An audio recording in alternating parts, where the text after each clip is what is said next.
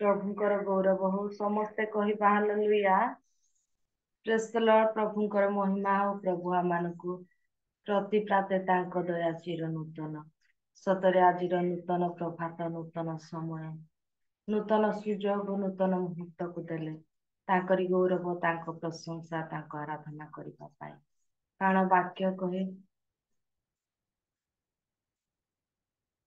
तुमे बिना मूल्य किणा जाइछ आउ तुमर शरीर रे ईश्वरंकर गौरव प्रकाश पाओ। सतरे मो प्रिय माने आमानकु से आपणार रक्त आपणार मांस को दे आमानकु से बिना मूल्य रे क्रय करि अछंती। बहुमूल्य रक्त दे आमानकु से धौत करि अछंती। केवल तांकरी गौरव तांकरी प्रशंसा तांकरी स्तुति करबा पाई आसंतु आमाने समस्त सम्मिलित भाव रे प्रभुंकर गौरव करिबा। ता पूर्व उपस्थित प्रत्येकंकु आ नमस्कार जनाए। नमस्कार आ धन्यवाद दिए प्रिय होस्ट आज्ञा कतिरे आ मो जज्ञा को से स्मरण कले सुजोग देछंती। प्रभु तांकु तांको परिवार को सेवा क्षेत्र को आशीर्वाद करे। धन्यवाद। आसंतु ए समय आमाने प्रभु को आराधना करी एते गोटी गीत गान करी। हालेलुया। आराधना आराधना स्तुति आराधना आराधना आराधना आराधना स्तुति आराधना आराधना प्रभु का स्तुति आराधना यीशु का स्तुति आराधना प्रभु का स्तुति आराधना यीशु का स्तुति आराधना यहोवा जिरे प्रभु का आराधना यहोवा निसी प्रभु का आराधना यहोवा जिरे प्रभु का आराधना यहोवा निसी प्रभु का आराधना आराधना आराधना स्तुति आराधना आराधना आराधना आराधना स्तुति आराधना आराधना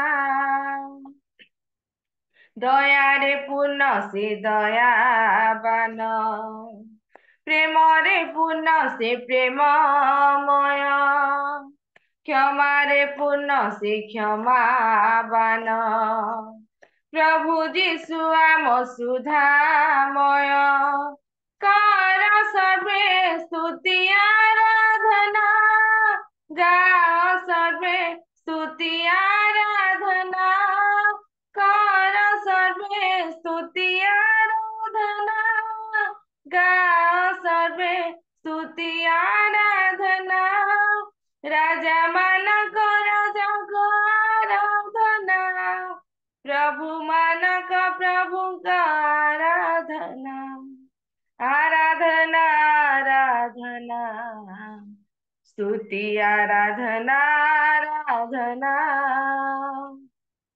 आराधना आराधना स्तुति आराधना आराधना शांति रे पूर्ण शांति राजन धर्म रे पूर्ण से धर्ममय न्याय रे पूर्ण से न्यायवान सत्य रे पूर्ण से सत्यमय सत्य मने करु आराधना मन प्राणे करु आराधना सत्य मने करु आराधना मन प्राणे करु आराधना जिहोवा राफा प्रभु का आराधना जिहोवा शमा प्रभु का आराधना आराधना आराधना स्तुति आराधना आराधना आराधना आराधना स्तुति आराधना आराधना ସତରେ ସେ କ୍ଷମାମୟ परमेश्वर, ସେ ଦୟାମୟ परमेश्वर, ସେ ସତ୍ୟମୟ परमेश्वर, ସେ ଧର୍ମମୟ परमेश्वरଙ୍କର ଆମମାନେ ଆରାଧନା ଗୌରବ ପ୍ରଶଂସା କରିବା ପାଇଁ ବସିଅଛୁ। ଆସନ୍ତୁ ଆମମାନେ ସମସ୍ତେ ଆପଣା ମୁଖ ଖୋଲି ପ୍ରଭୁଙ୍କର ଆରାଧନା କରିବା, କାରଣ ସତ୍ୟ ଏବଂ ଆତ୍ମାରେ ତାଙ୍କର ସେବା କରିବା ପାଇଁ ସେ ଆମମାନଙ୍କୁ ବାକ୍ୟ ଦେଇ କହିଅଛନ୍ତି। ସତ୍ୟ ଆତ୍ମାରେ ପୂର୍ଣ୍ଣ ହୋଇ ଆମମାନେ ତାଙ୍କରି ଗୌରବ କରିବା। ଆମମାନେ ମୁଖ ଖୋଲିବା, ଅନ୍ତରକୁ ଖୋଲିବା, ହୃଦୟକୁ ଖୋଲିବା, ପୁଣି ତାଙ୍କରି ପ୍ରଶଂସା କରି ତାଙ୍କ ଆମମାନଙ୍କ ଜୀବନକୁ ଆହ୍ୱାନ କରିବା। ହାଲେଲୁୟା। ହାଲେଲୁୟା, ହାଲେଲୁୟା, ହୋସନା ଯୀଶୁ ନାମେ ହେଉ ବନ୍ଦନା। ହାଲେଲୁୟା, ହାଲେଲୁୟା, ହୋସନା ଯୀଶୁ ନାମେ ହେଉ ବନ୍ଦନା। ସେ ଯେ ମହାନ ସର୍ବଶକ୍ତିମାନ, ସେ ଯେ ମହାନ ସର୍ବଶକ୍ତିମାନ, ଘେନ ତାଙ୍କ ନାମେ ନୂଆ ଜୀବନ, କରି ତାଙ୍କୁ ହୃଦେ ଜୟଗାନ, କରି ତାଙ୍କୁ ହୃଦେ ଜୟଗାନ। ହାଲେଲୁୟା, ହାଲେଲୁୟା, ହୋସନା ଯୀଶୁ ନାମେ ହେଉ ବନ୍ଦନା। ଆସିଲେ ଜଗତେ ନର ରୂପ ଧରି, দেখাইলে পথ আলোক জানি, আসিলে জগতে নর রূপ ধরি, দেখাইলে পথ আলোক জানি, ক্রুশরে নাম লাগি হেলে সে বড়ি, সে যে পরিত্রাণ কলে সাধন, দেই আমকু অনন্ত জীবন, দেই আমকু অনন্ত জীবন। হালেলুয়া, হালেলুয়া, হোসানা যীশু নামে হেউ বন্দনা। যীশু নামে আনন্দে করিবা গায়ন, নাহি আউ কাহি সে নাম সম, যীশু নামে আনন্দে করিবা গায়ন, নাহি আউ কাহি সে নাম সম, ସେହି ଜୀବନ ସତ୍ୟ ସନାତନ, ସେହି ଜୀବନ ସତ୍ୟ ସନାତନ, ଅଟେ ସେହି ନାମ ଅମୃତ ସମାନ। ଧନ୍ୟ ଆମ ରାଜାଧିରାଜନ, ଧନ୍ୟ ଆମ ରାଜାଧିରାଜନ। ହାଲେଲୁୟା, ହାଲେଲୁୟା, ହୋସନା ଯୀଶୁ ନାମେ ହେଉ ବନ୍ଦନା। ହାଲେଲୁୟା, ହାଲେଲୁୟା, ହୋସନା ଯୀଶୁ ନାମେ ହେଉ ବନ୍ଦନା। ସେ ଯେ ମହାନ ସର୍ବଶକ୍ତିମାନ, ସେ ଯେ ମହାନ ସର୍ବଶକ୍ତିମାନ, ଘେନ ତାଙ୍କ ନାମେ ନୂଆ ଜୀବନ, କରି ତାଙ୍କୁ ହୃଦେ ଜୟଗାନ, କରି ତାଙ୍କୁ ହୃଦେ ଜୟଗାନ। ହାଲେଲୁୟା, ହାଲେଲୁୟା, ହୋସନା ଯୀଶୁ ନାମେ ହେଉ ବନ୍ଦନା। ହାଲେଲୁୟା, ହାଲେଲୁୟା, ହୋସନା ଯୀଶୁ ନାମେ ହେଉ ବନ୍ଦନା। ହାଲେଲୁୟା। ପ୍ରଭୁଙ୍କର ମହିମା ଆଉ ମୋର ପ୍ରିୟ ମାନେ, ସତରେ ସେ ନର ରୂପ ଧରି ଜଗତ ମଧ୍ୟକୁ ଆସିଲେ, କ୍ରୁଶରେ ଆମମାନଙ୍କ ପାଇଁ ମୃତ୍ୟୁବରଣ କରି ଆମମାନଙ୍କୁ ପରିତ୍ରାଣ ଦେଲେ। ସେ ମହାନ ପରମେଶ୍ୱରଙ୍କର ଆମମାନେ ଧନ୍ୟବାଦ କରିବା ପାଇଁ, ତାଙ୍କର ପ୍ରଶଂସା କରିବା ପାଇଁ, ତାଙ୍କର ସ୍ତୁତି କରିବା ପାଇଁ, ତାଙ୍କରି ଆରାଧନା କରିବା ପାଇଁ ଆମମାନେ ए स्थान मध्य समवेत होइछु। आसंतु आमाने समर्पित सहकारे ए गीत गान करी प्रभु ठारे आपणा जीवन मन अंतर प्राण को आमाने समर्पण करिबा। हालेलुया। तोर परित्राण पाई क्रूसे बळी होई झराइले रक्त धार केते दया बहे तोर परित्राण पाई क्रूसे बळी होई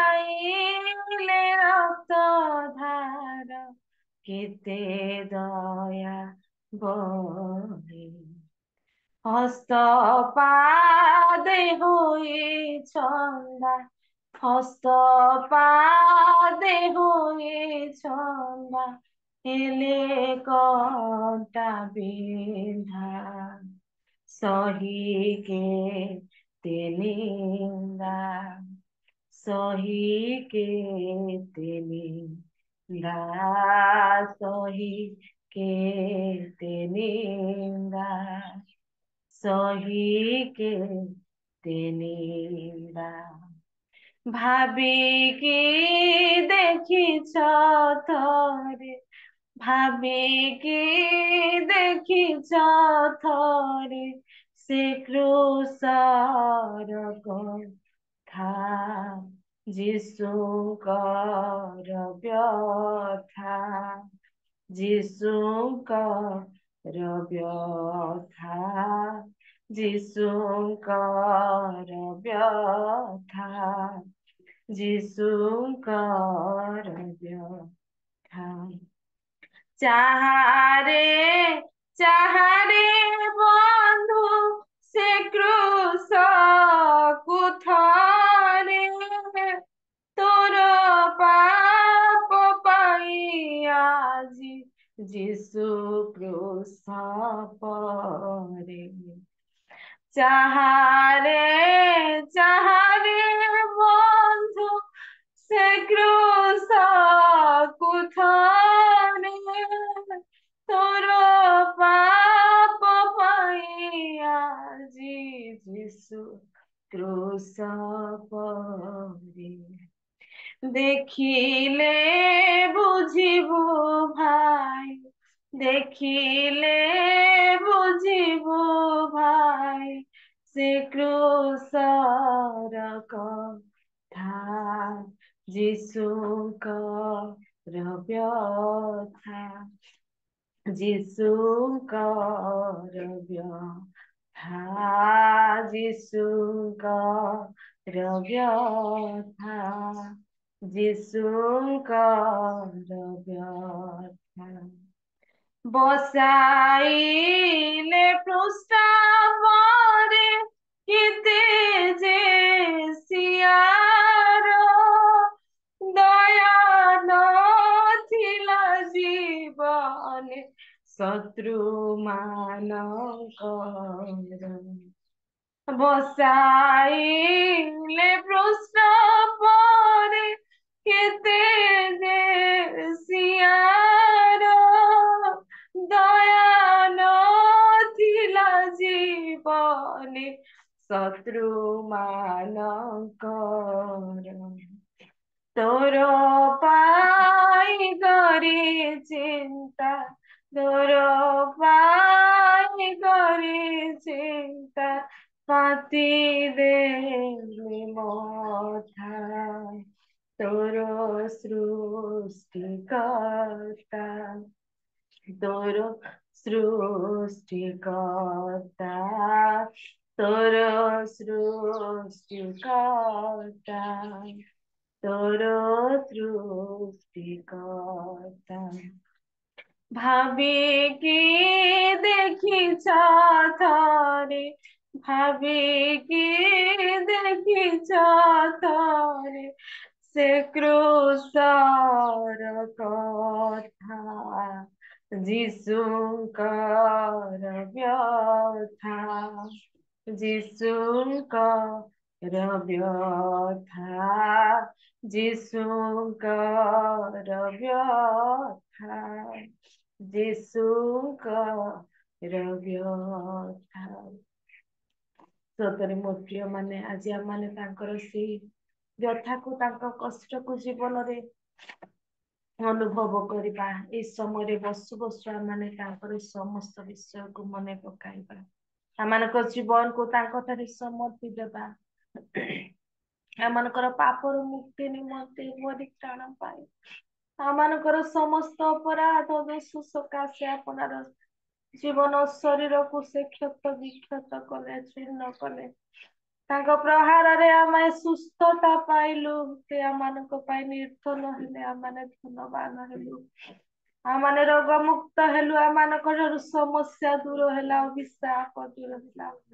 ଆଜି ସେଇ ସ୍ୱର୍ଣ୍ଣାଧିପତି ସଦାପ୍ରଭୁ ପରମେଶ୍ୱରଙ୍କର ନାମର ଧନ୍ୟବାଦ କରିବା ପାଇଁ, ସେଇ ଯୀଶୁ ଖ୍ରୀଷ୍ଟ ଉଦ୍ଧାର କର୍ତ୍ତାଙ୍କ ନାମକୁ ସ୍ମରୁ ସ୍ୱରୁ ତାଙ୍କରି ଭଜନା କରୁ କରୁ, ତାଙ୍କରି ସେଇ କୃଷର ଯନ୍ତ୍ରଣାମୟ ସମୟକୁ ଆମେ ନିରୀକ୍ଷଣ କରିବା।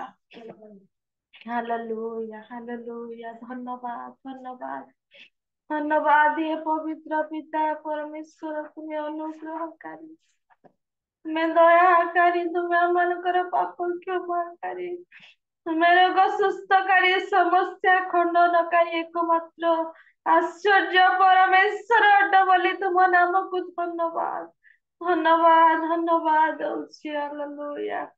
ହଁ, ଦିନ ପରେ ଦିନ, ସମୟ ପରେ ସମୟ, ମୁହୂର୍ତ୍ତ ପରେ ମୁହୂର୍ତ୍ତ, ହଁ ପ୍ରଭୁ, ତୁମେ ଆମକୁ ସୁଯୋଗ, ସମୟ, ଅବକାଶ ଦେଇଛ ପ୍ରଭୁ। ହଁ ପିତା, ତୁମ ପ୍ରତି ଫେରିବା ନିମନ୍ତେ, ପାପରୁ ଉଦ୍ଧାର ପ୍ରାପ୍ତ ହେବା ପାଇଁ, ତୁମରି ଚରଣ ତଳର ନିକଟବର୍ତ୍ତୀ ଆପଣା ଜୀବନକୁ ସମୀକ୍ଷା କରୁ କରୁ ସେଇ ଚରଣେ ଆପଣା ଜୀବନରେ ପରିବର୍ତ୍ତିତ ହେବା ପାଇଁ, ତଥାପି ପ୍ରଭୁ ଆମମାନଙ୍କ ଜୀବନ ଅସଜଡ଼ା, ଆଜି ଦୁର୍ବଳପଣ, ଅଜାଗ୍ରତ, ଅସଚେତନ ପ୍ରଭୁ ତୁମେ ସଜାଡ଼ି ଦିଅ। ଆମମାନଙ୍କର ଆତ୍ମାକୁ ଶକ୍ତି ଯୁକ୍ତ କର, ପବିତ୍ର ଆତ୍ମାରେ ପୂର୍ଣ୍ଣ କର।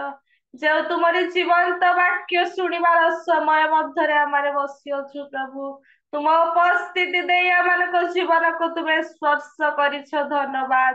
ତୁମେ ବାକ୍ୟ ଦେଇ କଥା କୁହ, ଆମମାନଙ୍କ ଜୀବନକୁ ତୁମେ ସଜାଡ଼ି ଦିଅ ତୁମ ରାଜ୍ୟ ପାଇଁ, ତୁମ କାର୍ଯ୍ୟ ପାଇଁ, ତୁମରି ପାଇଁ ପ୍ରଭୁ, ଯେପରି ଆମେ ଜଗତରେ ବ୍ୟବହାରିତ ହଉ, ଶେଷରେ ତୁମ ରାଜ୍ୟରେ ପ୍ରବେଶି ଆନନ୍ଦ କରିବୁ, ତୁମର ସେ ଆନନ୍ଦର ସହଭାଗୀ ହେବାକୁ ପାରିବୁ। ତୁମେ ଦୟା କର, ଯେତେକ ଆମେ ଉପସ୍ଥିତ ହୋଇଛୁ ପ୍ରତ୍ୟେକଙ୍କ ପ୍ରତି ଆଶୀର୍ବାଦ କର, ପ୍ରତିଟି ଜୀବନର ଆଶା ଆକାଂକ୍ଷା ମାଗୁଣି ଚିନ୍ତାକୁ ତୁମେ ପୂର୍ଣ୍ଣ କର। ସର୍ବ ନିବେଦନ ପ୍ରାର୍ଥନା ଶୁଣିଲ, ଧନ୍ୟବାଦ ଦେଇ ଯୀଶୁଙ୍କ ନାମରେ ପ୍ରାର୍ଥନା କରି ମାଗିଲୁ ପିତା, ଆମେନ୍। ଧନ୍ୟବାଦ। ଧନ୍ୟବାଦ ଭଉଣୀ, ଆପଣ ସୁନ୍ଦର ସୁନ୍ଦର ଗୀତ ଗାଇ ଆମେ ଆସନ୍ତୁ ସମସ୍ତେ କରତାଳି ଦେଇ ପ୍ରଭୁଙ୍କ ପ୍ରଭୁ ଆପଣଙ୍କ ପ୍ରତି ଆଶୀର୍ବାଦ, ଅନୁଗ୍ରହ, ମଙ୍ଗଳ କରନ୍ତୁ, ତାଙ୍କ ସେବାରେ ଆହୁରି ବ୍ୟବହାର କରନ୍ତୁ। କନ୍ୟା ସମସ୍ତଙ୍କ ପ୍ରତି ପ୍ରଭୁଙ୍କର ଅନୁଗ୍ରହ, ଆଶୀର୍ବାଦ ସର୍ବଦା ଆସନ୍ତୁ ଆମେ ଆଉ ପ୍ରାର୍ଥନା କରିବା। ଭଉଣୀ ବର୍ତ୍ତମାନ ବାର୍ଷିକ କରିଛନ୍ତି, ତାଙ୍କ ପ୍ରିୟ ଦାସ କରଳ ଆଜ୍ଞାଙ୍କ ନିମନ୍ତେ ଆମେ ଯେତେ ଯୋଡି ଆମ ଅନୁରୋଧ କରିବି। ଆମ ଗହଣରେ ପ୍ରଭୁଙ୍କର ଦାସ ରବର୍ଟ ଜାକବ ସାର୍ ଅଛନ୍ତି। ରବର୍ଟ ଜାକବ ସିନସାନ୍ ସାର୍, ପ୍ରେଜ୍ ଦ ଲର୍ଡ। ଆଜ୍ଞା, ପ୍ରେଜ୍ ଦ ଲର୍ଡ। ସାର୍ ଆରାଧନା କରୁଛେ ଆମର ସିଷ୍ଟର ଜାସ୍ମିନ ଭଉଣୀ ନିମନ୍ତେ ପ୍ରାର୍ଥନା କରନ୍ତୁ। ତାପରେ ବାକ୍ୟ ନେଇ ଆସୁଥିବା ଆମଙ୍କର ପ୍ରିୟ କରାଡ଼ ଆଜ୍ଞାଙ୍କ ନିମନ୍ତେ ଯେତେ ଯୋଡି ହେଇଛି ସମସ୍ତେ ଯୋଉ ବାକ୍ୟ ମାନେ ଶ୍ରବଣ କରିବା, ସେ ହୃଦୟରେ ସଞ୍ଚୟ କରିପାରିବା, ସେ ପ୍ରାର୍ଥନା କରନ୍ତୁ। ଆଉ ବିଶେଷ କରି ଆମ ଗାଁରେ ଆଜି ପୂର୍ବତନ ସେ ଅଟଳ ଗାଣ୍ଟା ଡିକନ ଆଜ୍ଞାଙ୍କର ସ୍ତ୍ରୀ ମରିଗଲେ, ସେ ଦୁଃଖୀ ପରିବାର ନିମନ୍ତେ ମଧ୍ୟ ପ୍ରାର୍ଥନା। କିଏ ମରିଗଲା ଆଜ୍ଞା? ଅଟଳ ଗାଣ୍ଟା, ପୂର୍ବତନ ଡିକନ ଅଟଳ ଗାଣ୍ଟାଙ୍କର ସ୍ତ୍ରୀ, ସେ ବାବୁଲାର ମା ମରିଗଲେ। ତାଙ୍କ ସମସ୍ତଙ୍କୁ ମୋର ପ୍ରେଜ୍ ଦ ଲର୍ଡ। ଫ୍ୟାସନ ୱିକ୍ ର ଦ୍ୱିତୀୟ ଦିନରେ ପ୍ରଭୁଙ୍କ ନାମରେ ସମସ୍ତଙ୍କୁ ସ୍ୱାଗତ କରୁଛୁ। ଆସନ୍ତୁ ପ୍ରାର୍ଥନା କରିବା। ପ୍ରିୟ ପ୍ରଭୁ ଆମେ ତୁମର ଧନ୍ୟବାଦ କରୁଅଛୁ ବାପା ଆଜିର ଏ ବିଶେଷ ଦିନରେ ପ୍ରଭୁ ଯୀଶୁ ହୁଏତ ଶନିବାର ଦିନ କେହି କେହି ସପ୍ତାହର ପ୍ରଥମ ଦିନ କୁହନ୍ତି ଆଉ କେହି କେହି ସପ୍ତାହର ଶେଷ ଦିନ ମଧ୍ୟ କୁହନ୍ତି ପ୍ରଭୁ ଯୀଶୁ ସେଭେନ୍ଥ ଡେ ଆଡଭାଣ୍ଟିଷ୍ଟ ସେଇମାନଙ୍କ ଅନୁସାରେ ଆଜି ଦିନର ଭିନ୍ନ ମହତ୍ଵ ଅଟେ ପ୍ରଭୁ କିନ୍ତୁ ଆଜି ଆମ ପାଇଁ ଏକ ନୂତନ ଦିନ କେବଳ ପ୍ରଭୁ ତୁମେ ଆମମାନଙ୍କୁ ସାହାଯ୍ୟ କରି ଆମଙ୍କର ଜୀବନରେ ଏକ ନୂତନ ଦିନ ଯୋଡ଼ି ଦେଇଅଛ ପିତା ପରମେଶ୍ୱର ଆମେ ତୁମକୁ ଧନ୍ୟବାଦ ଦେଉଅଛୁ ପ୍ରଭୁ ବିଶେଷ କରି ପ୍ରାର୍ଥନା କରୁଅଛି ଆମ୍ଭମାନଙ୍କର ପ୍ରିୟ ଭଉଣୀ ପୁଣି ମୋର ବିଶେଷ କରି ପ୍ରଭୁ ଯାହାଙ୍କୁ ମୁଁ ପ୍ରଭୁ ସମ୍ମାନ କରେ ସେହିପରି ପାଳିକା ମା ପ୍ରିୟ ଲିମା ଭଉଣୀଙ୍କୁ ପ୍ରଭୁ ସୁନ୍ଦର ଭାବରେ ଆରାଧନା କରିବା ପାଇଁ ତୁମେ ସାହାଯ୍ୟ କଲ ସେଥିପାଇଁ ଧନ୍ୟବାଦ ଦେଉଅଛି ପ୍ରଭୁ ଏହି ସମସ୍ତ ଗୀତ ଯେ କେତେ ଅର୍ଥପୂର୍ଣ୍ଣ ଗୀତ ଏହି ସମସ୍ତ ଗୀତ ଦ୍ୱାରା ପ୍ରଭୁ ଆମମାନଙ୍କର ପୂର୍ବପୁରୁଷ ମାନେ ପ୍ରଭୁ ଏ ସମସ୍ତ ଗାଇ ସେମାନେ ଆମମାନଙ୍କୁ କେତେ ସୁନ୍ଦର ଶିକ୍ଷା ଦେଉଥିଲେ ଆଜି ସେଇ ଦୁଃଖ ଭୋଗ ସପ୍ତାହର ଦ୍ୱିତୀୟ ଦିନରେ ଏହି ସମସ୍ତ ଗୀତ ଶୁଣି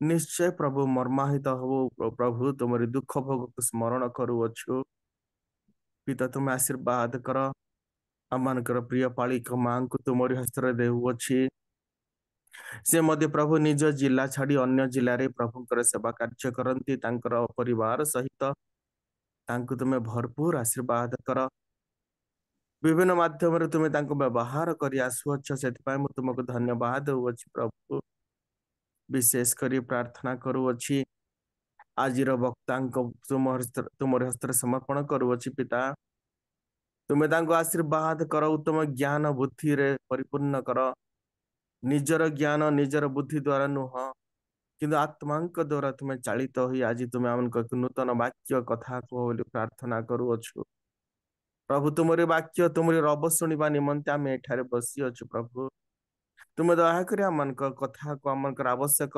ଅନୁସାରେ ତୁମେ ଆମମାନଙ୍କୁ ଶୁଣାଅ ବୋଲି ପ୍ରାର୍ଥନା କରୁଅଛି ଶିକ୍ଷା ଦିଅ ପିତା ପୁଣି ବିଶେଷ କରି ମୋର ବଡ ଭାଇ ପ୍ରଭୁ ଯୀଶୁ ଯିଏକି ଆଜି ପରିଚାଳନା କରୁଅଛନ୍ତି ତାଙ୍କୁ ମଧ୍ୟ ତୁମରି ହସ୍ତରେ ସମର୍ପଣ କରୁଅଛି ପ୍ରିୟ ପ୍ରଭୁ ତୁମେ ଦୟା କର ଆଶୀର୍ବାଦ କର ପୁଣି ବିଶେଷ କରି ଯେଉଁ ପରିବାରରେ ଦୁଃଖ ହେଉଅଛି ପ୍ରଭୁ ପୂର୍ବତନ ଡିକନ ଝାଲର ସିଂର ସେଇ ଯୋଉ ଗାଁଟା ଆଜ୍ଞାଙ୍କର ପ୍ରଭୁ ସ୍ୱର୍ଗାଲୋକ ହୋଇଅଛି ବୋଲି ଆମେ ଶୁଣିଅଛୁ ପ୍ରଭୁ ପିତା ପରମେଶ୍ୱର ଏହି ସପ୍ତାହ ମଧ୍ୟରେ ହୁଏତ ତୁମରି ସ୍ୱର୍ଗ ନିବାସୀ ହେବା ମଧ୍ୟ ଏକ ଆଶୀର୍ବାଦର କାରଣ ପ୍ରଭୁ କିନ୍ତୁ ପ୍ରଭୁ ଦୁଃଖିତ ପରିବାର ନିମନ୍ତେ ପ୍ରାର୍ଥନା କରୁଅଛୁ ତୁମେ ଦୟାକରି ସ୍ୱର୍ଗରୁ ଶାନ୍ତି ସାନ୍ତ୍ୱନା ଦିଅ ବୋଲି ପ୍ରାର୍ଥନା କରୁଅଛି ଏବଂ ସେମାନଙ୍କୁ ତୁମେ ଆଶ୍ୱାସନା ଦିଅ ପ୍ରଭୁ ବାକି ଛାଡି ଯାଇଥିବା ପରିବାରଙ୍କର ଭରଣ ପୋଷଣ ଏବଂ ପ୍ରତ୍ୟେକ ଦାୟିତ୍ୱ ତୁମେ ନିଅ ବୋଲି ପ୍ରାର୍ଥନା କରୁଅଛି ପିତା ପ୍ରଭୁ ଯୀଶୁ ସେ ପରିବାରକୁ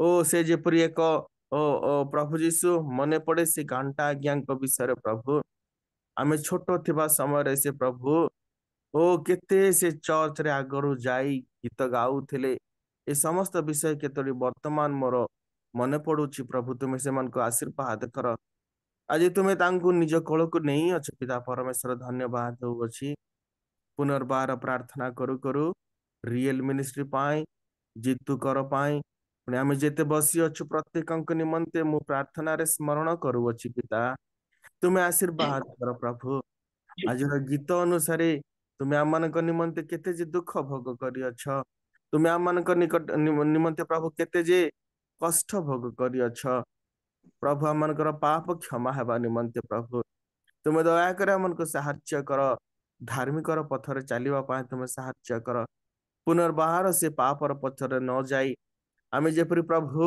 ତୁମ ନିକଟରେ ବଞ୍ଚିବୁ ତୁମର ନିମନ୍ତେ ବଞ୍ଚିବୁ ଏଥିପାଇଁ ତୁମେ ସାହାଯ୍ୟ କର ପ୍ରାର୍ଥନା ଶୁଣିଲ ମୋ ପରି ଦିନହୀନ ଅଯୋଗ୍ୟର ଓ ପ୍ରଭୁ ନିବେଦନ ତୁମେ ଶୁଣିଲ ପିତା ଏଥିପାଇଁ ଧନ୍ୟବାଦ ଏଇ ସମସ୍ତ ପ୍ରାର୍ଥନା ତ୍ରାଣକର୍ତ୍ତା ପ୍ରିୟ ପ୍ରଭୁ ଯୀଶୁ ଖ୍ରୀଷ୍ଟ ଯେ କି ଆମ୍ଭମାନଙ୍କୁ ବଞ୍ଚେଇବା ନିମନ୍ତେ ନିଜର ପ୍ରାଣ ସୁଦ୍ଧା ତ୍ୟାଗ କରିଦେଲେ ନିଜକୁ ହତ ହେଲେ ଦୁଃଖ କଷ୍ଟ କୋରଡା ପ୍ରହାର ସହିଲେ କ୍ରୁଶରେ ସେ କ୍ରୁଶାର୍ପିତ ହେଲେ ଶୀଘ୍ର ଆମ୍ଭମାନଙ୍କୁ ନେବାକୁ ଆସୁଥିବା ସେହି ପ୍ରିୟ ପ୍ରଭୁ ଯୀଶୁ ଖ୍ରୀଷ୍ଟଙ୍କ ନାମରେ ଛୋଟ ବିଜ୍ଞା ଅର୍ପଣ କଲୁ आमीन आमीन।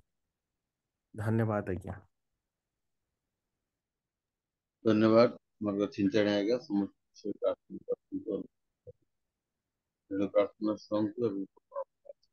आसंतु मैंने प्रभु को वाक्य श्रवण कर ग्रहण रे प्रति जूम अति प्रिय अवसर शिक्षक एवं प्रभु को सेवार दीपन आज्ञा फरड़ आज्ञा मुझे विशेषकर कहबी से आज्ञा नथिले जूम सौंदर्य हानि सबू जूम रे बहुत भल लगे सुंदर लगे आ से प्रति जूम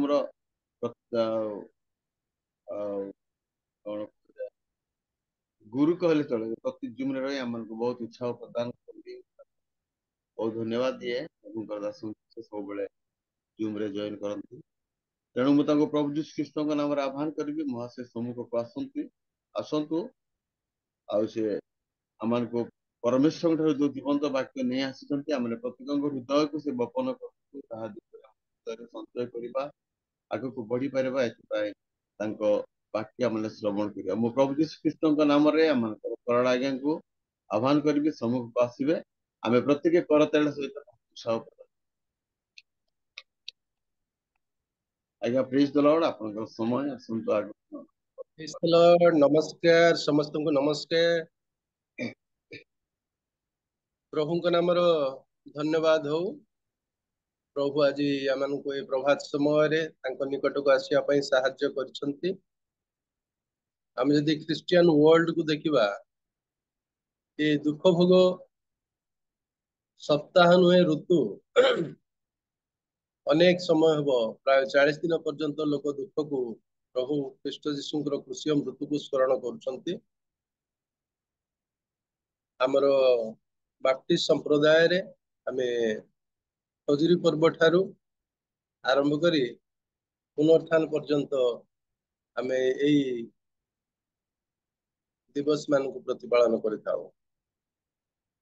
जा हो माली आज्ञा को मो धन्यवाद दूची से कौन सब कहीकि मते स्वागत कले प्रभुंकर गौरव हो। आज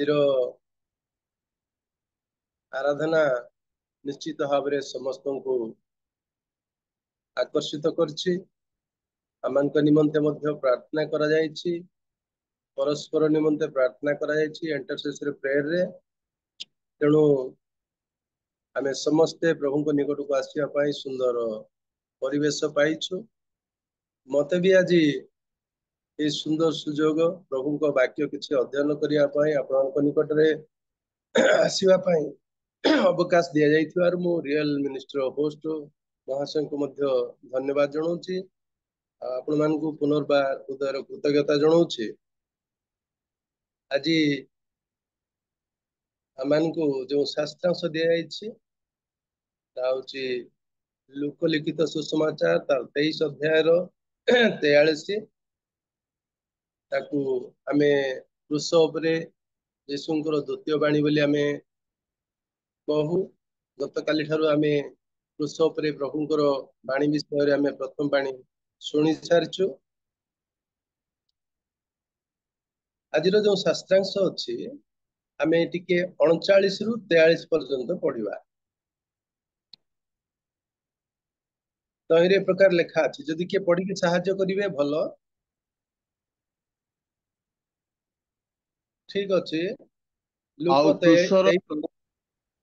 लूक क्रूसरे तड़ा जाइथिबा कर्मकारी मानक मध्यरु जने ताहांकु निंदा करी कहबाकू लागेला तू कौन ख्रीष्ट नहु निजको आम मान को रक्षा कर किंतु अन्य जनक ताहांकु धमक दे उत्तर देला तू सम्मान दंड तो पाइछु तू ईश्वर को कौन भय मध्य करूनाहु आंभे माने सिने न्याय भाव रे दंड भोगुछु कारण आंभे माने निज निज कर्मर समुचित फल पाउछु किंतु एही व्यक्ति कौन सी दोष करी नाहांती पुणी से कहला हे जीशु आपण निज राज्य रे प्रवेश कले मते स्मरण करिवे सेथिरे से ताहांकु कहले मु तुमको सत्य कहूछि आज तुम्हें मोहर सहित पारदीश रे उपस्थित हो।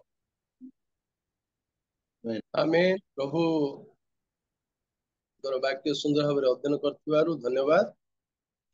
ଆମେ ଏଇ ଶାସ୍ତ୍ରାଂଶରେ ଦେଖୁଛୁ ଯେ ମୁଖ୍ୟତଃ କ୍ରୁଶରେ ଚଢାଯିବା ବିଷୟ। କ୍ରୁଶରେ ଯୀଶୁଙ୍କ ସହିତ ଆଉ 2 ଜଣଙ୍କୁ ଚଢା ଯାଉଛି। ଏ ଯୋଉ କ୍ରୁଶର ଦଣ୍ଡ ଏ ବିଷୟରେ ଆମେ ଟିକେ ଆଲୋଚନା କରିବା। ସେତେବେଳେ ରୋମିଓ ସରକାର ଶାସନ କରୁଥିଲେ।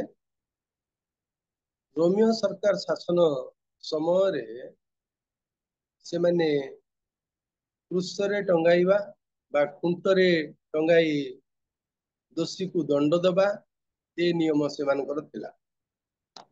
କିନ୍ତୁ ଆମେ ଯେତେବେଳେ ଦେଖୁଛୁ ଖ୍ରୀଷ୍ଟପୂର୍ବ 600 ବେଳକୁ ଦାରିଆବସ୍ 1 ସେ ପ୍ରଥମେ ଏଇ କ୍ରୁଶରେ ଟଙ୍ଗାଇବା ବା ଖୁଣ୍ଟ ଉପରେ ଟଙ୍ଗାଇ ଦଣ୍ଡ ଦେବାର ନୀତିକୁ ସେ ଆପଣେଇଥିଲେ। ତାପରେ ଆମେ ଦେଖୁଛୁ ଉତ୍ତର ଆଫ୍ରିକାର ପଏନିକିଆନ ବୋଲି ଗୋଟେ କଲୋନୀ ଥିଲା। ସେଠିକାରେ ପ୍ରାୟ ଖ୍ରୀଷ୍ଟପୂର୍ବ 400 ସମୟ ଠାରୁ ଏ ଖୁଣ୍ଟରେ ଟଙ୍ଗାଇବା ବା କ୍ରୁଶରେ ଦଣ୍ଡ ଦେବା ନୀତି ଆପଣେଇଥିଲେ।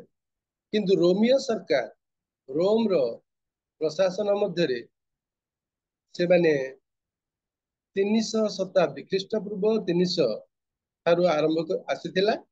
କିନ୍ତୁ ପ୍ରଥମ ଶତାବ୍ଦୀରେ ଆକୁ ପର୍ଯ୍ୟାପ୍ତ ଭାବରେ ବ୍ୟବହାର କରୁଥିଲେ। ଆମେ ଯେତେବେଳେ ପୁରାତନ ନିୟମ କଥା ଦେଖିବା, ଏଇଟା ଯେ ଦାରିଆବସ୍ 1 ସେ ଆରମ୍ଭ କଲେ କିବା ରୋମ ସରକାର ଖୁଣ୍ଟରେ ଟଙ୍ଗାଇବା ନୀତି ଆରମ୍ଭ କଲେ ତାହା ନୁହଁ। ଆମେ ଯେତେବେଳେ ବ୍ୟବସ୍ଥା ଉପରେ ଦେଖିବା, ଯଦି ଦ୍ଵିତୀୟ ବିବରଣ ତାର 21, 22, 23 ଟିକେ ପଢିବେ କି? ଦ୍ଵିତୀୟ ବିବରଣ 21, 22, 23।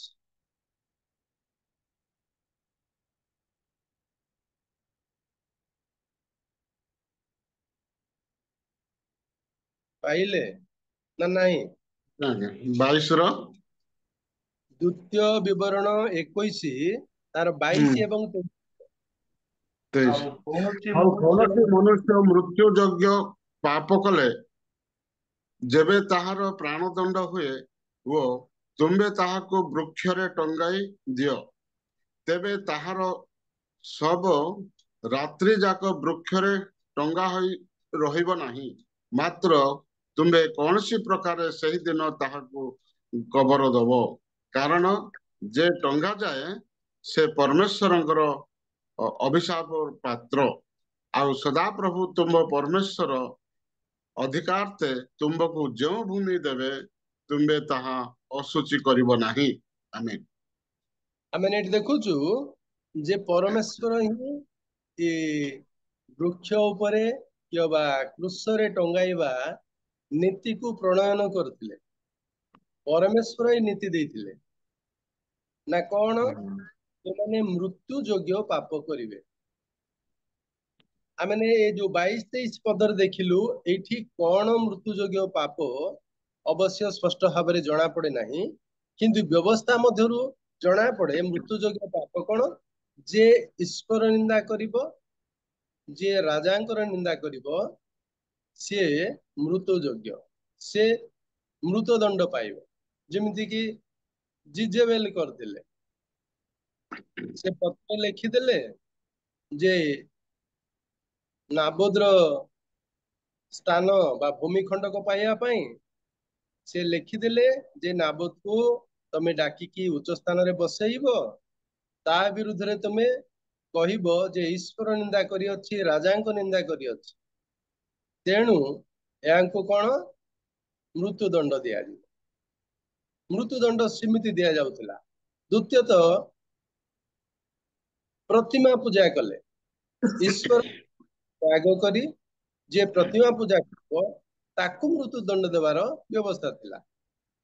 ତୃତୀୟତଃ ଯେ ରାଜଦ୍ରୋହ କାମ କରିବ ତାକୁ ମୃତ୍ୟୁଦଣ୍ଡ ଦେବାର ବ୍ୟବସ୍ଥା ଥିଲା।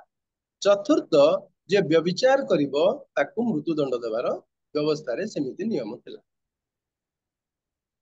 କିନ୍ତୁ ଯେତେବେଳେ ଆମେ ଦେଖୁଛୁ ଏଷ୍ଟର ପୁସ୍ତକରେ ମଧ୍ୟ ଲେଖା ଅଛି ଯେ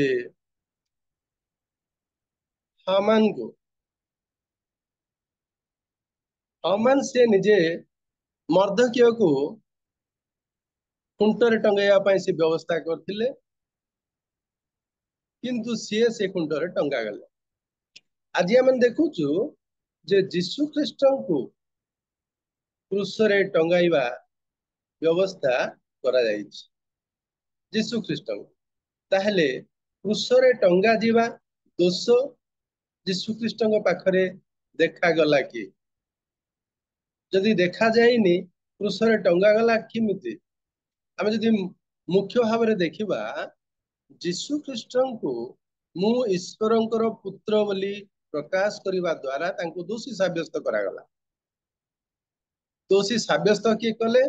ନା ପ୍ରଧାନ ଯାଜକ, ଯେଉଁମାନେ କି ଫାରୁସି ସାଧୁକୀ ମାନେ, ଯେଉଁମାନେ ବ୍ୟବସ୍ଥାକୁ ଅତି ସୁନ୍ଦର ଭାବରେ ତର୍ଜମା କରନ୍ତି, ବ୍ୟବସ୍ଥାର ଅର୍ଥ ବାହାର କରନ୍ତି, ଲୋକଙ୍କୁ ଶିକ୍ଷା ଦିଅନ୍ତି, ଏଇ ପ୍ରକାର ବ୍ୟକ୍ତି ମାନେ ଯୀଶୁ ଖ୍ରୀଷ୍ଟଙ୍କୁ ଆଉ କ୍ରୁଶରେ ଟଙ୍ଗାଇବା ପାଇଁ ସେମାନେ ମନୋଯୋଗୀ ହେଲେ। କାରଣ ଏଥିରୁ ଜଣା ପଡୁଛି ଯେଉଁମାନେ ବ୍ୟବସ୍ଥା ଅଧ୍ୟୟନ କରୁଥିଲେ, ବ୍ୟବସ୍ଥାକୁ ଶିକ୍ଷା ଦଉଥିଲେ, ସେମାନେ ବ୍ୟବସ୍ଥାକୁ ବୁଝି ନଥିଲେ। କାରଣ ପରମେଶ୍ୱରଙ୍କର ଇଚ୍ଛା ଥିଲା, ପରମେଶ୍ୱର ନିଜେ ପ୍ରତିଜ୍ଞା କରିଥିଲେ ଯେ ଜଗତକୁ ଉଦ୍ଧାର କରିବା ପାଇଁ ତାଙ୍କ ପୁତ୍ରକୁ ସେ ଜଗତକୁ ପ୍ରେରଣ କରିବେ। ଭାବବାଦୀ ଯିଶାୟଙ୍କ ଦ୍ୱାରା, ମଲାଖୀଙ୍କ ଦ୍ୱାରା, ଜିର୍ମିୟଙ୍କ ଦ୍ୱାରା, ଭାବବାଦୀ ମାନଙ୍କ ଦ୍ୱାରା ପରମେଶ୍ୱର ପ୍ରତିଜ୍ଞା କରିଥିଲେ, ପ୍ରକାଶ କରିଥିଲେ, ଭାବବାଣୀକୁ ପ୍ରକାଶ କରିଥିଲେ ଯେ ଗୋଟିଏ ନାରୀର ଗର୍ଭରୁ ଗୋଟେ ପୁତ୍ର ଜନ୍ମ ଲାଭ କରିବ, ସିଏ ଶାନ୍ତିକୁ ପ୍ରକଟ କରିବ ବା ଶାନ୍ତି ପ୍ରତିଷ୍ଠା କରିବ, ଉଦ୍ଧାର ପ୍ରତିଷ୍ଠା କରିବ। ଯିଶାୟ ସେଥିପାଇଁ 53 ଅଧ୍ୟାୟରେ ସେ ସ୍ପଷ୍ଟ ଭାବରେ ଲେଖିଲେ ଯେ ସେଇ ଦେବପୁତ୍ର ବା ଈଶ୍ୱରଙ୍କର ପୁତ୍ର ସିଏ ଜଗତ ପାଇଁ ବଳି ହେବେ, ପାପୀ ମାନଙ୍କ ପାଇଁ ବଳି ହେବେ, ଆଉ ସେ ବଳି ହେବା ଦ୍ୱାରା ଜଗତ ଉଦ୍ଧାର ପ୍ରାପ୍ତ। ଏ ସମସ୍ତ କଥା ବ୍ୟବସ୍ଥାରେ ଲେଖାଯାଇଛି। ଅର୍ଥାତ୍ ପୁରାତନ ନିୟମରେ ସମସ୍ତ ବିଷୟ ଥିଲା, ନୂତନ ନିୟମ ପ୍ରଭୁ ଯୀଶୁ ଖ୍ରୀଷ୍ଟଙ୍କର ମୃତ୍ୟୁ ପରେ ଆସିଲା। ପୁରାତନ ନିୟମ ଆଗରୁ ଥିଲା, କିନ୍ତୁ ଯେଉଁ ଧର୍ମବିତ ମାନେ, ଅଧ୍ୟକ୍ଷ ମାନେ, ଶାସ୍ତ୍ରଜ୍ଞ ମାନେ ତାହା ଅଧ୍ୟୟନ କରୁଥିଲେ, ଈଶ୍ୱରଙ୍କ ଦ୍ୱାରା ପ୍ରେରିତ ପୁତ୍ର ଯିଏକି ଉଦ୍ଧାରକର୍ତ୍ତା ପ୍ରଭୁ ଯୀଶୁ ଖ୍ରୀଷ୍ଟ, ତାଙ୍କୁ ସେମାନେ ଜାଣିପାରିଲେନି, ଶାସ୍ତ୍ରକୁ ସେମାନେ ଠିକ ଭାବରେ ବୁଝିପାରିଲେନି। ତେଣୁ ଈଶ୍ୱରଙ୍କର ପୁତ୍ର ଜଗତକୁ ଆସି ଯୋଉ ଉଦ୍ଧାର କାର୍ଯ୍ୟ ସାଧନ କରିବେ ତାକୁ ସେମାନେ ଗ୍ରହଣ କରିପାରିଲେନି, ସ୍ୱୀକାର କରିପାରିଲେନି। ତେଣୁ ସେମାନଙ୍କର ଯୀଶୁଙ୍କୁ କ୍ରୁଶରେ ଚଢାଇବା ପାଇଁ କଣ ଥିଲା? ସେମାନଙ୍କର ପ୍ରତିବାଦ ଥିଲା ଯେ ସିଏ ଈଶ୍ୱରଙ୍କ ପୁତ୍ର ବୋଲି ନିଜକୁ ପ୍ରକାଶ କରୁଛନ୍ତି,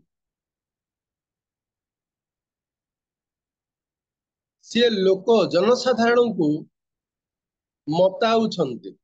ଆଉ ଗୋଟେ କଥା ଯୋଡ଼ିଦେଲେ, ଯୀଶୁ ତ କାଇସରଙ୍କୁ କର ଦେବା ବିଧି ସଙ୍ଗତ କି ନାହିଁ ବୋଲି ପଚାରିବାରୁ ସେ କହିଲେ ତମର ସେ ପ୍ରଚଳିତ ମୁଦ୍ରା ମତେ ଦିଅ। ସେ ମୁଦ୍ରାକୁ ଧରିକି ସେ ଦେଖେଇଲେ, ଏ ମୁଦ୍ରାରେ କାହାର ଛବି ଅଛି? ସେମାନେ କହିଲେ କାଇସରଙ୍କର। ତେବେ କାଇସରଙ୍କୁ କର ଦିଅ, ଏ କଥା ପ୍ରଭୁ ଯୀଶୁ ଖ୍ରୀଷ୍ଟ କହିଥିଲେ। କିନ୍ତୁ ଏ ଧର୍ମବିତ ମାନେ, ଅଧ୍ୟକ୍ଷ ମାନେ, ଶାସ୍ତ୍ରଜ୍ଞ ମାନେ ଏବଂ ଯେଉଁମାନଙ୍କୁ ମତାଇଥିଲେ ଏମାନେ, ସେ ସମସ୍ତେ ମିଶି ଉଚ୍ଚ ସ୍ୱରରେ କହୁଛନ୍ତି ଯେ ରାଜଦ୍ରୋହ କାର୍ଯ୍ୟ ପ୍ରଭୁ ଅର୍ଥାତ୍ ଯୀଶୁ ଖ୍ରୀଷ୍ଟ କରୁଛନ୍ତି। ରାଜଦ୍ରୋହ ଅର୍ଥାତ୍ ରାଜାଙ୍କ ବିରୁଦ୍ଧରେ ସେ କଥା କହୁଛନ୍ତି, ରାଜାଙ୍କୁ କରଣ ଦେବା ପାଇଁ ସେ ବୁଝାଉଛନ୍ତି, ଆଉ ସେ ନିଜକୁ ଈଶ୍ୱରଙ୍କର ପୁତ୍ର ବୋଲି ପ୍ରକାଶ କରୁଛନ୍ତି। ଏଇଥିପାଇଁ ସେ ପ୍ରାଣଦଣ୍ଡ ଯୋଗ୍ୟ। तेणु तांको प्राणदंड दिया जीवो किंतु से प्राणदंड किमिति ना क्रूसरे। अच्छा क्रूसर प्राणदंड सबुठारु बहुत जंत्रणादायक। जदि मृत्युदंड दिया जीवो आम देश रे मृत्युदंड थिला आगरु फांसी फांसी दिया जाउथिला वर्तमान प्राय फांसी देवार आउ देखा जाउनी जना जाउनी कहीं ना फांसी दंड जदि जाको दिया जाउची कोर्ट उच्चतम न्यायालय जाको फांसी दंड दउची तापाई मध्य गोटे अनुग्रहर आउ रास्ता रही जे से राष्ट्रपति निकट रे से आउ निवेदन करिवो राष्ट्रपति चाहिए ताकू फांसी दंड रु उद्धार करिवे आजीवन कारादंड तांकू रखिबे। तेणु मृत्युदंड बहुत दुखकर विषय किंतु क्रूसरे बा खुंटरे टंगाई मृत्युदंड देवा बहुत जंत्रणादायक। कारण जिते क्रूस कथा आम देखुचु क्रूसरे जो मान टंगा जाए से मृत्यु कथा देखुचु क्रूसरे टंगा गला पर कई अल्प समय रे 2-4 घंटा कि 6 घंटा भितर कई क्रूसरे प्राण त्याग करती आउ कई 24 घंटा पर्यंत से प्राण जाएनि। देखंतु जदि हाथ गोड़े कंटा आघात बा कंटा मरा जाइथिबो गोटे खुंट उपरे तांको टंगा जाइथिबो ता देहरु रक्त सबु निगाड़ी जाउथिबो रक्त शून्य शरीर जल शून्य शरीर केते कष्ट से कष्ट रे दिन तमाम से कष्ट अनुभव करिवे। तेणु ये जो कृष्य जंत्रणाटा सबुठारु गोटे दारुण जंत्रणा बहुत क्लेशर विषय। सेथिपाई रोमियो सरकार समय रे एवं व्यवस्था रे बाइबल रे भी लिखा अछि जो मानकर मृत्यु हो नथिबो सेतले से मानकर अस्थि भग्न हबो तांकर गोडर गोटे अस्थि को भांगिले तार प्राण चली जीवो। तेणु लिखा अछि यीशुଙ୍କ विषय रे जे तुमर अस्थि भग्न हबो नाही यीशु को क्रूस रे टंगा जीवो किंतु तांकर अस्थि भग्न हबो नाही कारण से निर्दोष आम जो लुक तार 22 अध्याय पढ़ुचु सिटी पिला तो घोषणा करुछंती जे एहांक ठारे आमे कोनोसी मृत्यु योग्य दोष प्राप्त ही पारनु पाई पारनु कि देखि पारनु। तेणु पिलात बहुत चेष्टा करछंती जे यीशु को एक क्रूस दंड रु मृत्यु दंड रु उद्धार करिया पाए किंतु से माने मरंच आउ से माने कोन करछंती बेल को बेल से माने प्रतिवाद करिछंती उच्च स्वर करिछंती कोन ना बारब्बा को मुक्त करंतु यीशु को क्रूस रे चढ़ांतु। बारब्बा किए जे नरघातक विप्लवकारी से जने विप्लवकारी से जने नरघातक विप्लवकारी नरघातक को उद्धार करिया पाई व्यवस्था शास्त्रज्ञ माने दाबी करुछंती निर्दोष व्यक्ति को क्रूस रे चढ़ाइया पाई दाबी करुछंती। देखंतु व्यवस्था को किमिति से माने अध्ययन करिसंती व्यवस्था को किमिति ग्रहण करिसंती किमिति बुझिसंती। व्यवस्था कहूची दोषी व्यक्ति ही क्रूस दंड बा मृत्यु दंड भोग करिवो निर्दोष किमिति आ से मृत्यु दंड भोग करिवो किंतु ए समस्त आमानकर मंगल पाई घटिछि। कारण जेतले व्यवस्था रे बलि प्रथा थिला निखुंत कौनसी गोजी मेंढा छुआ कि छाग कि गोवत्स बलि करिया को नेबे जाजक देखुथिले सेई गोवत्स कि मेंढा छुआ रो देहरे कौनसी खुण अछि कि दाग अछि कि जदि खुण थिबो दाग थिबो ताकू बलि करा जीवनी। तेणु सीटा को परखी देखुथिले परवर्ती समय जीशुकर आगमन समय सीटा व्यवसाय रे परिणत ही गेला सीटा भी ठीक भाव रे हेलानी किंतु एट लेखा अछि प्रभु गोटे निखुंत निखुण पाप रहित आउ पशु को भी चाहूले बलि सदृश। तेणु जीशु निर्दोष निष्पाप कलंक शून्य पवित्र जने पवित्र व्यक्ति ईश्वर द्वारा प्रेरित ईश्वर अद्वितीय पुत्र से बलि हेबा द्वारा ईश्वर संतुष्ट हेबे आम समस्त को उद्धार करिवे तांको ठारे विश्वास करला द्वारा। किंतु आमे एठी देखुचु जे यीशुଙ୍କ सहित आउ दुई जण से क्रूस रे टंगा जाउछन्ते। यीशुଙ୍କ सहित आउ दुई जण आमे सेति देखुचु आउ क्रूस रे चढ़ा जाइथिबा दुष्कर्मकारी मानक मध्यरु जणे ताहांकु निंदा करी कहबाकू लागिला, तू कौन ख्रीष्ट नहु, निजको अमानकु रक्षा कर। ए पाखरे व्यवस्था शास्त्रज्ञ, व्यवस्थाविद, व्यवस्था को अनुध्यान करथुवा लोक माने निर्दोष व्यक्ति को क्रूस रे टंगाइया पई कहिले। से माने तो कहिले अन्य पाखरे जणे दुष्कर्मकारी दुष्कर्मकारी से जहाकू भी निंदा करि परिबो। एटा एते बड़ विषय नुहे, किंतु बड़ विषय कौन से दुष्कर्मकारी से भी क्रूस रे आउ टंगा जाइछन्ति। तांकू भी आउ कंटा विध करा जाइछि, तांकू भी मृत्युदंड दिया जाउछि।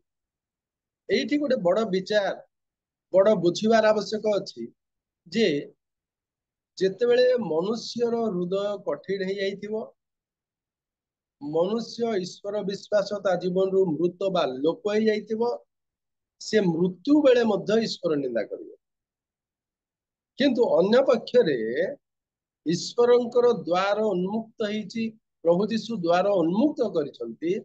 मृत्यु भोग करिबा समय रे कि मृत्यु देखिबा पूर्वरु मृत्यु जंत्रणा भोग करथिबा कोनोसी व्यक्ति जदि यीशु को उद्धार करता बोली से विश्वास करे, तांको उद्धार बा परित्राण मिलिबो। क्रूस रे दुईटी पाख आमे देखि पारछु।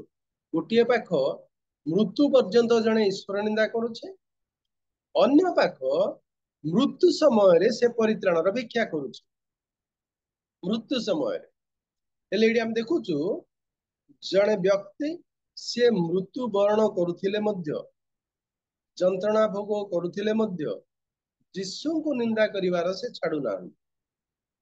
किंतु अन्य जनक तांको कहउछन्ति कोन, किंतु अन्य जनक ताहांकु धमक देई उत्तर देला, तू समान दंड तो पाउछु, तू ईश्वर को कोन भय मध्य करुनाहु। एइठी द्वितीय व्यक्तिंकर जीवन रे आमे तीनोटी विषय देखुछु। द्वितीय व्यक्ति जे कि क्रूस रे टंगा जाइछन्ति यीशुଙ୍କ सहित, तांको जीवन रे आमे तीनोटी मुख्य विषय देखुछु। गोटी हैला अनुताप, आउ गोटी हैला विश्वास, आउ गोटी हैला नम्रता। अनुताप कथा जतेबेले आमे चिंता करूछु, अनुताप केतेबेले हबो? एबे अपव्यय पुत्र कथा आमे जतेबेले चिंता करिबा, जतेबेले तार अभाव हैला, खाद्य मिललानी, वस्त्र मिललानी, बसा घर मिललानी, तार थैतान होउनी, सेतेबेले से चेतना पाइला बोले लेखा। से चेतना पाइला आउ से फेरी आसे। से चेतना पाइला किमिति ना, प्रभु तांकु दया कले फेरी आसिया पाए पितांको निकट। एठी हम देखुछु जे अनुताप तांको जीवन रे अनुताप किमिति आसिला। से केउ समय रे अनुताप करूछन्ति, जेउ समय रे क्रूस रे टंगा जाइछन्ति, जेउ समय रे तांकर प्राण अस्त व्यस्त होउछि, जेउ समय रे से मृत्यु वरण करिया को जाउछन्ति, सेई समय रे सिए अनुताप करूछन्ति। देखंतु एइटा होचे बहुत बड़ विषय। मनुष्य भलरे थिला समय रे, वाक्य सुनुथिबा समय रे, वाक्य पढुथिबा समय रे, वाक्य बुझुथिबा समय रे जदि अनुताप करि पाउनी, किंतु अन्य पक्षरे आमे चिंता करूछु जे समय रे जने क्रूस रे अछन्ति, जंत्रणा भोग करूछन्ति, सेते बेले से अनुताप करूछन्ति। तांकर अनुताप कोन 41 पद रे लेखा अछि कोन 40 41 पढले जणा पडुछि। किंतु अन्य जनक ताहांकु धमक देई उत्तर देला, तू समान दंड तो पाउछु, तू ईश्वर को कोन भय मध्य करुना हूं। एठी गोटे बहुत बड़ कथा से कहले।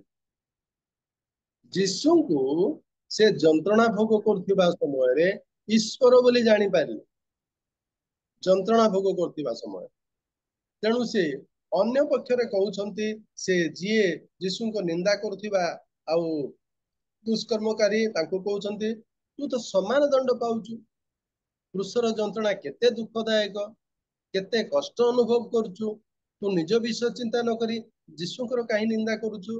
ତୁ ଈଶ୍ୱରଙ୍କୁ ମଧ୍ୟ ଭୟ କରୁନାହୁଁ?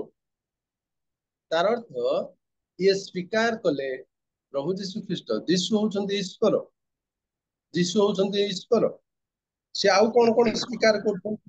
ଆଉ ସେ କଣ କଣ ସ୍ୱୀକାର କରୁଛନ୍ତି ଦେଖନ୍ତୁ, 41 ଲେଖା ଅଛି, ଆଉ ଆମମାନେ ସିନା ନ୍ୟାୟ ଭାବରେ ଦଣ୍ଡ ଭୋଗୁଅଛୁ।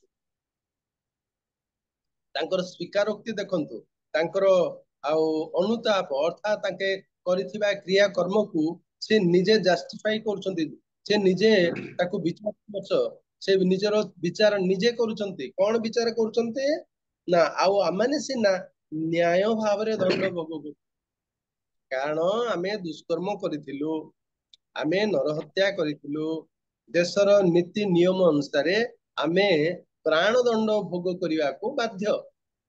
ଆମ ପ୍ରତି ଅନ୍ୟାୟ କରାଯାଇ ନାହିଁ, ଆମେ ଦଣ୍ଡ ଭୋଗ କରୁଛୁ, ନ୍ୟାୟ ଭାବରେ ଆମକୁ ଦଣ୍ଡ ଦିଆଯାଇଛି, କାରଣ ଆମେ ନିଜ ନିଜ କର୍ମର ସମୁଚିତ ଫଳ ପାଉଅଛୁ।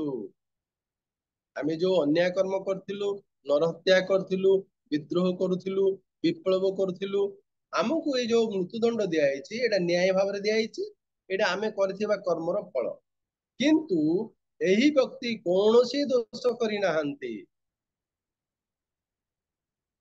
ଏଇଠି ସେ ଯୀଶୁଙ୍କୁ ନିର୍ଦ୍ଦୋଷ ବୋଲି ସ୍ୱୀକାର କରୁଛନ୍ତି।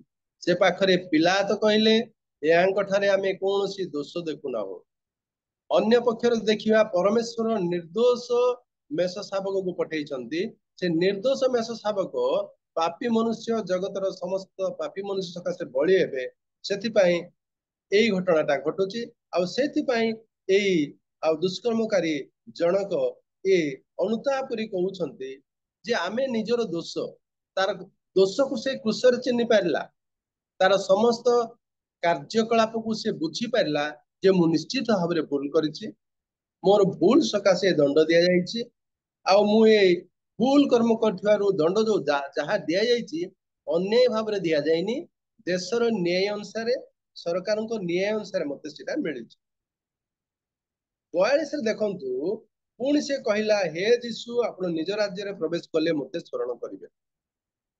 ପ୍ରଥମ କଥା ଦେଖିଲୁ କଣ ନା ସେ ଅନୁତାପ କଲେ, ସେ ଜଣେ ଦୋଷୀ, ଦୋଷୀ ସେ ଦଣ୍ଡ ପାଇବାର ଯୋଗ୍ୟ।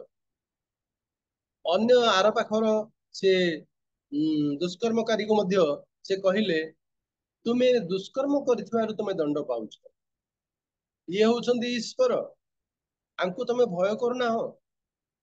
ଏଇଠି ଆମେ ତାଙ୍କର ବିଶ୍ୱାସକୁ ମଧ୍ୟ ଦେଖିପାରୁଛୁ। ଜଣେ କ୍ରୁଶରେ ଟଙ୍ଗା ଯାଇଛନ୍ତି, ଯନ୍ତ୍ରଣା ଭୋଗ କରୁଛନ୍ତି, ମୃତ୍ୟୁ ତାକୁ ଆଉ ଅଳ୍ପ ସମୟ ପରେ ଗ୍ରାସ କରିବାକୁ ଯାଉଛି, ସେ ମୃତ୍ୟୁବରଣ କରିବେ।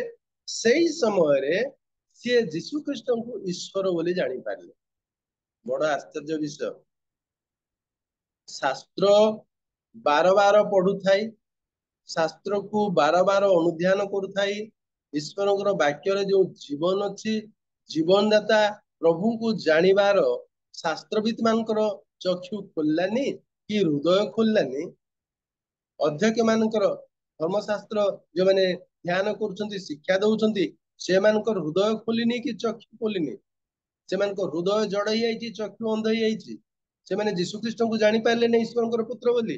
କିନ୍ତୁ ଇଏ ଦୁଷ୍କର୍ମକାରୀ ଯିଏକି ଯୀଶୁଙ୍କ ସହିତ କ୍ରୁଶରେ ଟଙ୍ଗା ଯାଇଛନ୍ତି ନିଜର ଭୁଲ ସକାଶେ, ସେ ଜଣକ ଅନୁତାପ କରିକି ସେ ଜାଣିପାରିଲେ ଯେ ମୁଁ ଦୋଷ କରିଥିବାରୁ ଆଉ ମୁଁ ଦଣ୍ଡ ପାଉଛି। କିନ୍ତୁ ସେ ଯୀଶୁଙ୍କୁ ଈଶ୍ୱର ବୋଲି ଜାଣିପାରିଲେ ସେ ସମୟ। ଏଇଠି ଦେଖନ୍ତୁ, ପ୍ରଭୁଙ୍କର ଅନୁଗ୍ରହ ମାନବ ସମାଜ ପ୍ରତି କେମିତି ପ୍ରଚୁର ଅଛି ଜଣା ପଡୁଛି। ଯେମିତି ଆଉ ପ୍ରଭୁ କହିଲେ ଯେ ତମେ ସକାଳୁ ଯାଇକିରି କାମକୁ ଡାକ, ସିଏ ଆସି କାମରେ ଲାଗିବ। ମଧ୍ୟାହ୍ନ ସମୟରେ ଯାଇକି ଡାକି କାମରେ ଲଗାଅ, ସେ କାମରେ ଲାଗିବ। ସନ୍ଧ୍ୟା ସମୟରେ ଯାଇକି କାମରେ ଲଗାଅ, ସେ କାମରେ ଲାଗିବ। ଆରମ୍ଭରୁ ଶେଷ ପର୍ଯ୍ୟନ୍ତ ଗୋଟିଏ ମୂଲ୍ୟ, ଗୋଟିଏ ମଜୁରୀ।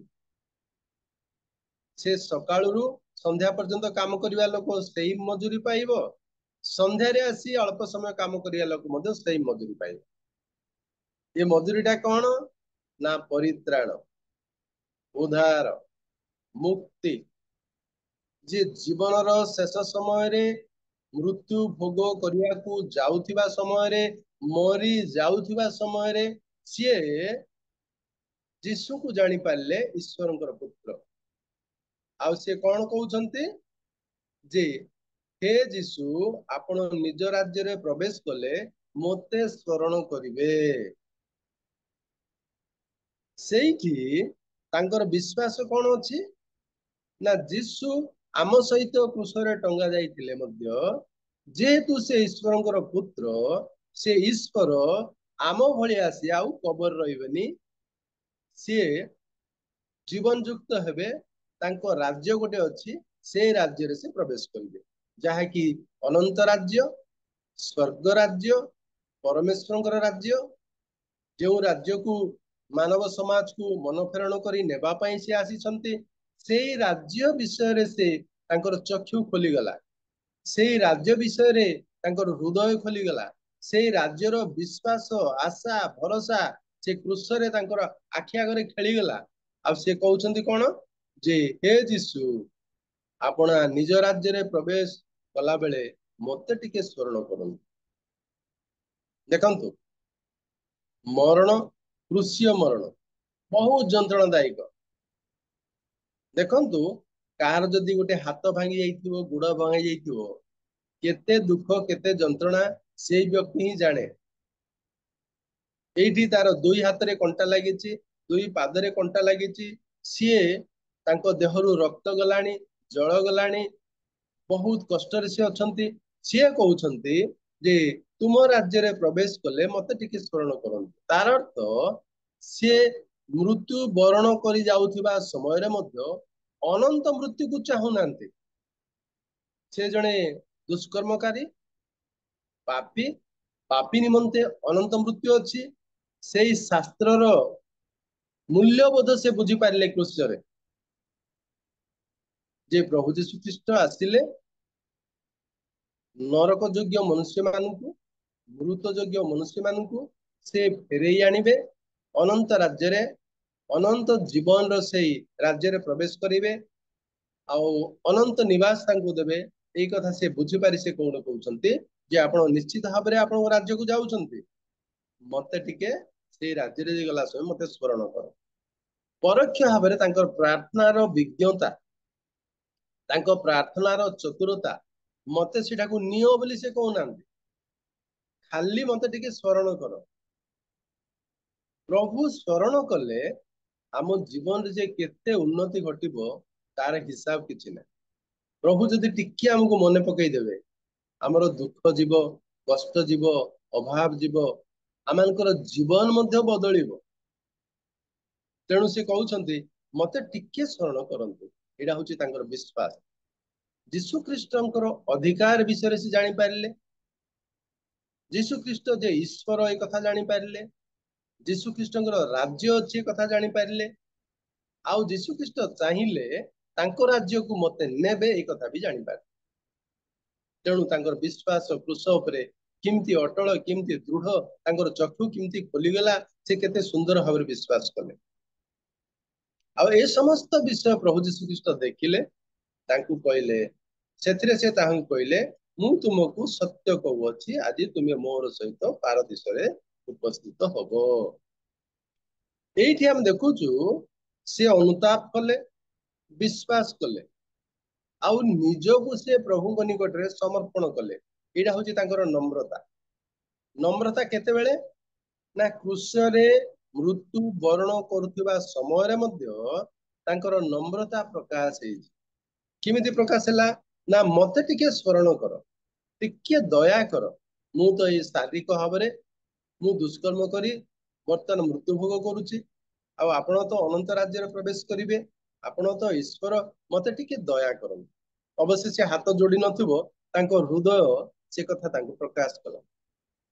आ सेतले प्रभु तांको हृदय को देखिले, प्रभु हृदय को देखिले, आउ से देखिले जे तांकर जो उद्धार कार्य ଯେଉଁ କାର୍ଯ୍ୟ କରିବା ପାଇଁ ସେ ଜଗତକୁ ଆସିଥିଲେ ଆଜି କୃଷ୍ୟରେ ତାହା ସଫଳ ହେଲା। ପ୍ରଭୁଙ୍କର ଉଦ୍ଧାର କାର୍ଯ୍ୟ ସୃଷ୍ଟି ପ୍ରାରମ୍ଭରୁ ରହିଛି, ତାକୁ ଆମେ ମନା କରିପାରିବା ନାହିଁ। କିନ୍ତୁ ଏ ଉଦ୍ଧାରକୁ ସମ୍ପ୍ରସାରଣ କରିବା, ପୃଥିବୀ ସାରା ବ୍ୟାପ୍ତ କରିବାର ଯୋଉ କାର୍ଯ୍ୟ ଥିଲା, ଆଜି କୃଷ୍ଣରେ ସେ ପ୍ରଥମ କରି ସେ ଆଉ ଯିଏ ଅନୁତାପ କଲେ, ବିଶ୍ୱାସ କଲେ, ନିଜକୁ ପ୍ରଭୁଙ୍କ ନିକଟରେ ସମର୍ପଣ କଲେ, ସେଇ ଦୁଷ୍କର୍ମକାରୀଙ୍କୁ ପ୍ରଭୁ ଗ୍ରହଣ କଲେ। ଆଉ ପ୍ରଭୁ କହିଲେ, ଆଜି ତୁମେ ମୋ ସହିତ ପାରଦୀସରେ ଉପସ୍ଥିତ ହବ। ତାଙ୍କର ବିଶ୍ୱାସ ଥିଲା ଯେ ପ୍ରଭୁ ଯୀଶୁଖ୍ରୀଷ୍ଟ ସେ ଈଶ୍ୱର ଅଟନ୍ତି, ସେ ଆମ ଭଳିଆ ଆଉ କବରକୁ ଯିବେ ନାହିଁ, ତାଙ୍କର ରାଜ୍ୟ ଅଛି, ସେ ରାଜ୍ୟକୁ ସେ ନିଶ୍ଚିତ ଯିବେ। ତେଣୁ ଏ ଦୁଷ୍କର୍ମକାରୀ ମଧ୍ୟ ଈଶ୍ୱରଙ୍କ ରାଜ୍ୟକୁ ହୃଦୟରେ ଦେଖିପାରିଲା। ତେଣୁ ପ୍ରଭୁ ଆମକୁ ଏତେ ଅନୁଗ୍ରହ କରିଛନ୍ତି, ଆମ ପାଖରେ ତାଙ୍କର ଜୀବନ୍ତ ବାକ୍ୟ ଅଛି। ଏ ଜୀବନ୍ତ ବାକ୍ୟ ଥିଲା ସମୟରେ ଆମେ ଅନ୍ୟ ଜଣ ଦୁଷ୍କର୍ମକାରୀ ପରି ହୃଦୟ ଧାରଣ କରିବାକୁ ହବନି। କାରଣ ପ୍ରଭୁ ଆମକୁ ମହା ଅନୁଗ୍ରହ କରିଛନ୍ତି ଅନନ୍ତ ରାଜ୍ୟରେ ପ୍ରବେଶ କରିବା ପାଇଁ। ପ୍ରଭୁ ଯୀଶୁଖ୍ରୀଷ୍ଟଙ୍କର କ୍ରୁଶୀୟ ମୃତ୍ୟୁ କେବଳ ଆମକୁ ନରକରୁ ଉଦ୍ଧାର କରିବା, ଅନନ୍ତ ଦଣ୍ଡରୁ ଉଦ୍ଧାର କରିବା ଏବଂ ଅନନ୍ତ ଜୀବନରେ ପ୍ରବେଶ କରିବା ପାଇଁ ତାଙ୍କର କ୍ରୁଶୀୟ ମୃତ୍ୟୁ ହେଲା। କାରଣ ସେ ନିର୍ଦ୍ଦୋଷୀ, ତାଙ୍କ ନିର୍ଦ୍ଦୋଷ ରକ୍ତ ଆମ ପାଇଁ ପାତିତ ହେଲା। ଆମଙ୍କ ପାଇଁ ଏ ଦୁଷ୍କର୍ମକାରୀ 10 ଜଣଙ୍କ ଆଦର୍ଶ ସଦୃଶ୍ୟ। କାରଣ ମରଣ ସମୟରେ ମଧ୍ୟ, ମରଣ ବୋଲେ କଣ, କେହି ବେଡରେ ପଡିଥିବେ, ଅନେକ ଦିନ ବିଭିନ୍ନ ପ୍ରକାର ସମସ୍ୟାରେ ରୋଗରେ ପଡିକି ସେମାନେ ଦୁଃଖ ଭୋଗି କରିକି ମରିବେ।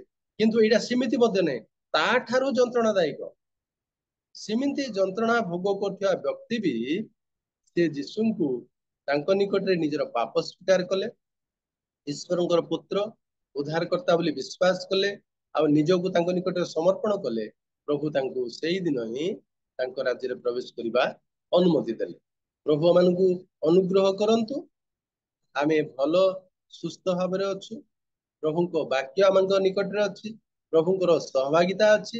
ଏହି ସମୟରେ ଆମେ ଅଧିକ ଆମଙ୍କର ଜୀବନକୁ ସମୀକ୍ଷା କରିବା, ଅନୁତାପ କରିବା, ବିଶ୍ୱାସ କରିବା, ନିଜକୁ ପ୍ରଭୁଙ୍କ ନିକଟରେ ସମର୍ପଣ କରିବା, ଆଉ ପ୍ରଭୁଙ୍କ ସହିତ ତାଙ୍କ ରାଜ୍ୟରେ ବାସ କରିବା।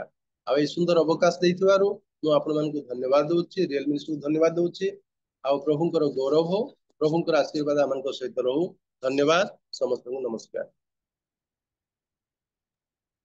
ବହୁତ ବହୁତ ଧନ୍ୟବାଦ ଆଜ୍ଞା, ସୁନ୍ଦର କହିଲେ ଦ୍ୱିତୀୟ ବାଣୀକୁ ନେଇ। ତେଣୁ ଆଉ ବହୁତ ସୁନ୍ଦର ପ୍ରାଞ୍ଜଳ ଭାବରେ ଆଉ ବୁଝେଇଛନ୍ତି। ତେଣୁ ପ୍ରଭୁ ସୁନ୍ଦର ବାକ୍ୟ ପ୍ରଭୁ ଆପଣଙ୍କୁ ଆହୁରି ବ୍ୟବହାର କରନ୍ତୁ ଆଉ ତାଙ୍କ ଉଦ୍ଦେଶ୍ୟରେ ବ୍ୟବହାର କରନ୍ତୁ। ଆମେ ଆସନ୍ତୁ କରତାଳି ଦେଇ ପ୍ରଭୁଙ୍କ ଦାସଙ୍କୁ ଆମେ ଆଉ ଉତ୍ସାହ ପ୍ରଦାନ। ଠିକ ଅଛି ସାର୍, ଧନ୍ୟବାଦ ସୁନ୍ଦର ବାକ୍ୟ ସକାଶେ। ଆଉ ଆସନ୍ତୁ ଆମମାନଙ୍କୁ ଏମିତି ପ୍ରଭୁଙ୍କ ବାକ୍ୟ ଦେଇ ଆମମାନଙ୍କୁ ଶିକ୍ଷା ଦେଇ ପ୍ରଭୁଙ୍କ ପଢାଇ ସାହାଯ୍ୟ। ଆସନ୍ତୁ ଆମେ ଆଉ ପ୍ରାର୍ଥନା କରି